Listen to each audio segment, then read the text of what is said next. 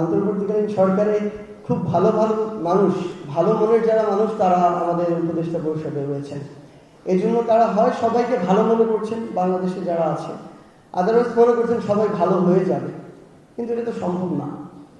এই যুগের পর যুগ ধরে সবার রক্তে যে কালচারগুলো জেনেটিক্যালি একদম মডিফাইড হয়ে গিয়েছে, সেগুলোকে বের করে একটা নতুন পরিবর্তিত সিস্টেম নিয়ে আসার জন্য আমাদের যে লেভেলের স্ট্রিক্ট হওয়ার প্রয়োজন, ল অ্যান্ড অর্ডারের যে এনফোর্সমেন্ট আমরা প্রত্যাশা করি, সেটা তেমন কিছু আমরা দেখতে পাচ্ছি না আসলে। তো সেই জায়গা থেকে আমাদের অন্তর্বর্তীকালীন সরকারের, আমরা শুধু একটা মন্ত্রণালয় নিয়ে বলছি না, সকল মন্ত্রণালয়ের মধ্যে আমরা এই বিষয়টা দেখছি। তো এই ক্ষেত্রে আমার মনে হয় যে আমরা এটা মনে করতে পারি যে যারা আজকে এখানে আসলে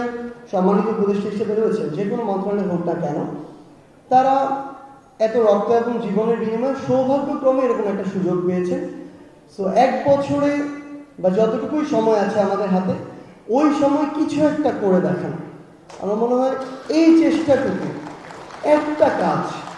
আমরা মনে করি আমাদের প্রায় 24-25 জন উপদেষ্টা একজন যদি একটা মন্ত্রণালয়ে একটা কাজ করেন যেটা ন্যাশনালি একটা পজিটিভ ইম্প্যাক্ট ক্রিয়েট করবে, এটা আমরা আমাদের সারা জীবন, আমাদেরকে যদি পরবর্তীতে এসে খুনি হাসিনা তার দোসর অন্য কোনো এজেন্ট এসে হত্যা করে ফেলে, আমাদের বিন্দু মাত্র দুঃখ হবে না। অন্তত এটুকু বলতে পারবো যে অন্তর্বর্তীকালীন সরকারের সময়ে 24 জন উপদেষ্টা 24টা সংস্কার করেছেন, যেটা পুরো বাংলাদেশের পরিবর্তনের জন্য সবচেয়ে গুরুত্বপূর্ণ ভূমিকা রেখেছিল।